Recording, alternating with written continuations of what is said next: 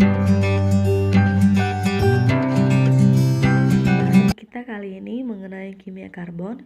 Sebelum itu saya menjelaskan mengenai isomer fungsi. Isomer fungsi adalah senyawa yang memiliki rumus molekul sama, tetapi gugus fungsinya berbeda. Nah, ada cara mudah untuk menghafalnya. Alkohol berisomer dengan ether, aldehid berisomer dengan keton, asam karboksila berisomer dengan ester, atau bisa disingkat dengan alet AdCester. Nah, alkohol dan ether itu memiliki rumus molekul yang sama, yaitu CnH2n tambah 2O. Tetapi gugus fungsinya berbeda. Alkohol mengandung gugus fungsi OH, ether hanya mengandung gugus fungsi O. Nah, aldehid dan keton punya gugus fungsi CnH2NO. Aldehid punya rumus molekul CnH2NO, gugus fungsi aldehid COH, sedangkan keton CO. Nah, untuk asam karboksila dan ester, dia memiliki rumus molekul CnH2NO2 dan gugus fungsinya berbeda. Asam karboksilat memiliki gugus fungsi COOH, ester COO. Kita lanjut cara menamainya. Ada cara cepat untuk menamainya. Yang pertama, tentukan rantai terpanjang yang mengandung gugus fungsi. Sama seperti penamaan alkana ya, yang sudah pernah saya ajarkan di kelas sebelumnya. Nah, kalau ada cabang alkil atau alkil ya dan gugus fungsi itu memiliki lebih prioritas atau beri nomor terkecil nanti gugus fungsinya. Jika ada cabang sama, beri awalan di depannya. Jika ada dua cabang yang sama, ya contohnya ada dua cabang metil, dimetil, trimetil, tetrametil, pentametil, dan seterusnya. Nah, jika ada cabang beda, ada metil dengan etil. Nah, pakai aturan alfabet. Jadi, antara etil dan metil kan etil dulu, E dulu, baru M. Jadi, etil di depan nanti dituliskan. Kita mulai yang pertama untuk senyawa alkohol. Nah, alkohol cara penamaan IUPAC namanya alkanol. Trivial penamaan umum namanya alkil alkohol. Nah, jadi ini sama seperti penamaan metana. Jadi kalau metana ya C-nya 1 beta, C-nya 2 eta. Nah, kalau di alkohol atau alkanol, marga ana ganti dengan marga 0. Jadi kalau C-nya 1 jadi metanol, C-nya 2 etanol, C-nya 3 ya propanol. Nah, ini untuk penamaan nomor 3, perhatikan. Pertama langkahnya tadi, tentukan rantai terpanjang. Nah, itu rantai terpanjang 1, 2, 3 ke bawah ya. Kenapa nggak ke samping dari sini? Nah, kalau dari sini dia cuma dapat 2, 1, 2. Kan ada yang lebih panjang. Jadi syarat pertama, tentukan rantai terpanjang yang mengandung gugus fungsi. 1, 2, 3. Nah, ini gugus fungsinya. Nah, ada cabang 3 yang terpanjang ya. 2 propanol. 2 ini dari mana? 2 dari letak gugus OH. Ini kan di nomor 2, di rantai C nomor 2. Nah, di nomor 2 ada cabang metil, jadi namanya 2-metil propanol.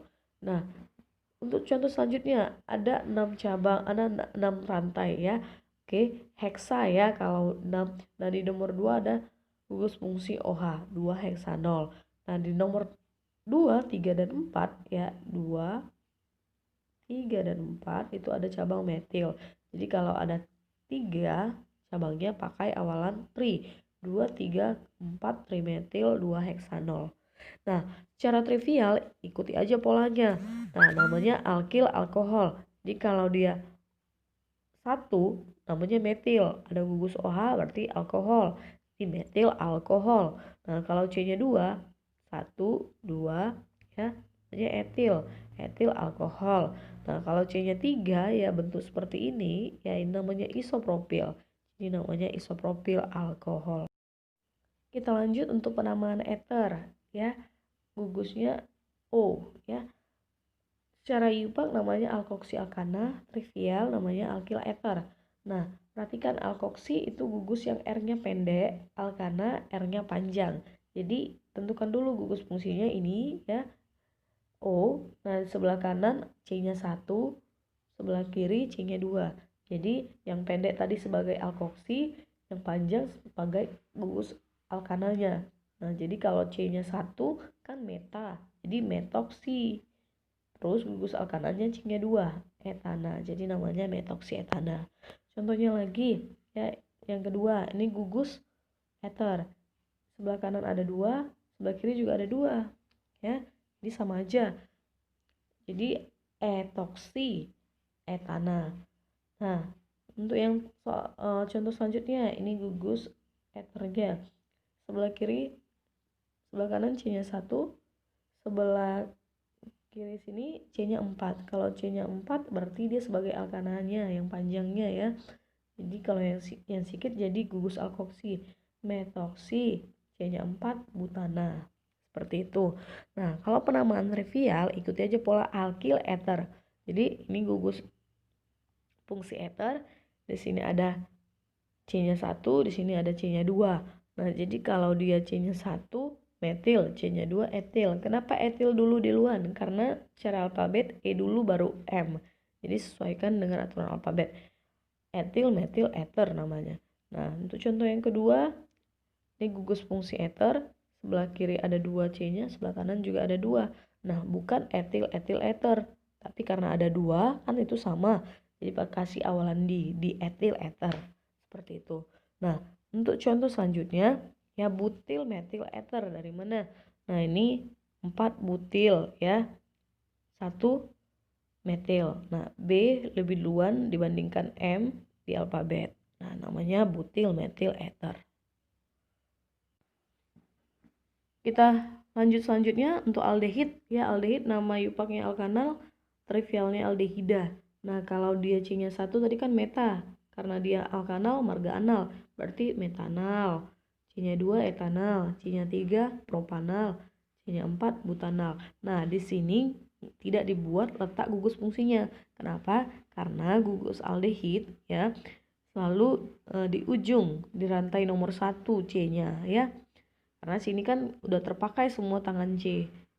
Contohnya nih, sini sudah 2 terpakai, di sini 1, di sini 1 untuk mengikat atom lainnya. Jadi kan tangan C hanya 4, sehingga aldehid hanya terletak di nomor 1. Ya, tidak ada penomoran untuk letak gugus fungsinya. Nah, secara trivial atau secara umum ya sama seperti polanya ini. Jadi kalau C-nya 1 namanya formaldehida. Kalau C-nya 2 asetal dehida, kalau 3 propional, kalau 4 butiral. Demikian. Kita lanjut untuk penamaan keton. Keton gugus fungsinya RC ikat rangkap 2 ya. U R. Nah, secara yupak namanya alkanon, trivial namanya alkil keton. Ya, ini sama seperti penamaan eter tadi ya, sama alkanat tadi, alkanal atau aldehid. Nah, tapi di keton ditentukan atau dituliskan letak gugus fungsinya. Nah, yang pertama tentukan rantai terpanjang yang mengandung gugus fungsi. Nah, kenapa dari sebelah kanan ini kita ambil, bukan dari sebelah kiri? Karena kalau dari sebelah kiri, gugus fungsi ini dapat nomor 4 ya. Jadi kita namanya dari pinggir sini supaya dia dapat nomor terkecil 2. Kalau dia rantai C-nya 5 penta, jadi 2 pentanon namanya. Nah, sama dengan contohnya yang di bawah ya. Ada 3 C-nya jadi 2 propanon. Nah, cara trivial yang namanya alkil keton, ikuti pola ini. Jadi, tentukan dulu di sini gugus fungsi keton ya, di sini ada 3 itu propil, di sini ada 1 bersitu metil. Nah, M dulu baru P secara alfabet, jadi namanya metil propil keton. Nah, kalau di sini ada gugus fungsi keton, sebelah kanan ada 1 C-nya, sebelah kiri juga ada 1, jadi ini namanya dimetil keton. Sorry ya, ini salah tulis, jadi namanya dimetil keton. Oke, nanti diperbaiki catatannya. Kita lanjut untuk yang selanjutnya, asam karboksilat. Asam karboksilat gugus fungsinya RCOH. Nah, kalau asam ya itu namanya yupaknya asam alkanoat ya, alkanoat. Nah, jadi harus ada awalan asam gitu ya. Nah, jadi kalau C-nya 1 meta, jadi asam metanoat. Kalau C-nya 2 eta, jadi asam etanoat. C-nya 3 asam propanoat. Nah, kalau secara trivial sama seperti penamaan keton tadi ya, kalau dia satu format. Jadi aldehid seperti aldehid maksud saya ya, jadi harus tetap ada kata asam ya. Jadi kalau C-nya 1 format, asam format, C-nya 2 asam asetat, kalau C-nya 3 asam propionat. Ester. Nah, jadi ester ini punya gugus fungsi RCOOR.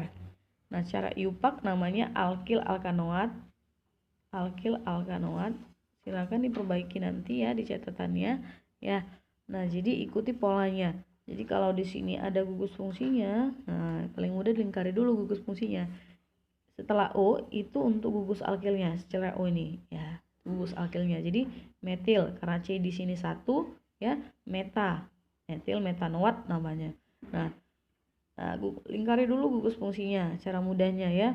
Nah, di sini ada 1C, di sini 2C-nya. Jadi di sini metil, kemudian ada 2C di situ etanoat, metil etanoat namanya. Nah, secara trivial ya, sama seperti keton tadi ya. Ini gugus fungsi ya.